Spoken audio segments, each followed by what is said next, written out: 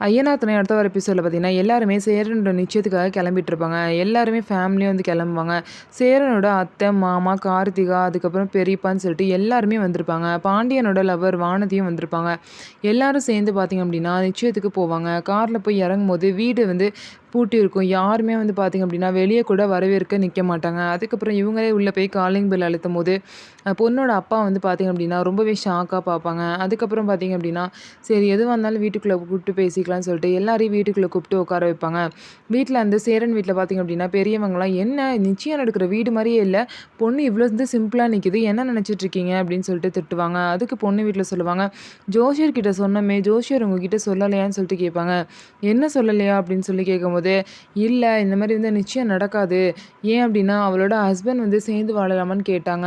அவளும் சேர்ந்து வாழலாம்னு சொல்லிட்டா. அதனால இந்த நிச்சயம் நடக்காதுன்னு சொல்லிட்டு சொல்றாங்க." இத கேட்டோனே எல்லாருக்குமே ரொம்ப ஷாக் ஆயிருச்சு. "என்ன இப்படி கூப்பிட்டு வச்சு அசிங்கப்படுத்துனீங்களா? இதெல்லாம் நீங்க மொறப்படி வந்து நேர்ல சொல்ல வேணாமா?" அப்படின்னு சொல்லிட்டு எல்லாருமே திட்டுறாங்க. கார்த்திகாவும் பார்த்தீங்க அப்படின்னா, அவங்கள்ட்ட சண்டை போடுறாங்க. ஸோ அதுக்கப்புறம் சேரனோட அப்பாவும் சண்டை போடுறாங்க.